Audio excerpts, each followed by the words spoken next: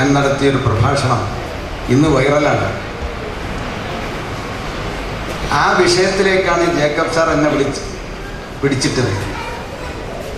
ഞാൻ അന്ന് അവിടെ പറഞ്ഞത്, ഒരാൾ ഗർഭസമയത്ത് ഡോക്ടറെ നിരന്തരം കാണിച്ചുകൊണ്ടിരുന്നെങ്കിൽ ആ കുഞ്ഞിൻ്റെ നിർമ്മാണം പൂർത്തിയാകൂ എന്ന് വിശ്വസിക്കുന്നത്, പ്രസവിച്ച കുഞ്ഞിന് ബാഹ്യമായി പ്രതിരോധശേഷി വർദ്ധിപ്പിക്കാൻ മരുന്ന് കൊടുക്കണം എന്ന് വിശ്വസിക്കുന്നതും രണ്ട് ദൈവമുണ്ട് എന്ന് വിശ്വസിക്കുന്നതിന് തുല്യമാണ് എന്നായിരുന്നു. ഞാനിതിൻ്റെ അറബി പദം പറയുന്നില്ല. അതിൻ്റെ പേരിൽ ഇന്ന് വലിയ പ്രശ്നങ്ങളാണ്.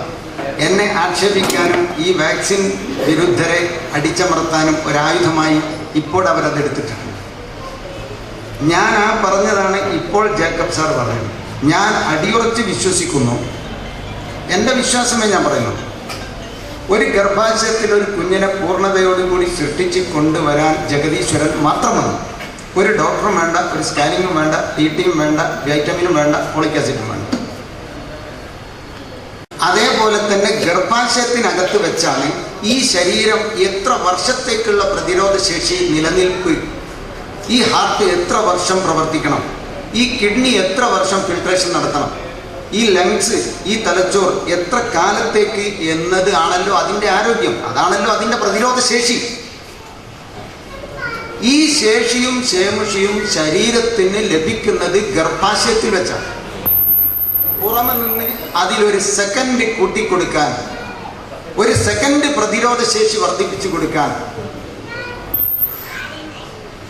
മനുഷ്യൻ ഉണ്ടാക്കുന്ന ഒരു മരുന്നുകൾക്കും സാധ്യമല്ല. നിലവിൽ സൃഷ്ടിക്കപ്പെട്ടപ്പോഴുള്ള പ്രതിരോധ ശേഷിയെ തളർന്ന് പോകാതെ കാത്തു സൂക്ഷിക്കാൻ സാധിക്കും. അതെങ്ങനെ സാധിക്കും? നല്ല ഭക്ഷണം കഴിച്ചുകൊണ്ട് സാധിക്കും, ശുദ്ധമായ വായു ശ്വസിച്ചുകൊണ്ട്, ശുദ്ധജലം കുടിച്ചുകൊണ്ട്. അതിനപ്പുറം ചെയ്യുന്നത് അയാളുടെ അടിയുറച്ച ദൈവവിശ്വാസത്തിൽ കളങ്കം ചാർത്തും എന്നാണ് എൻ്റെ എന്നുമുള്ള വിചാരവും വിശ്വാസവും.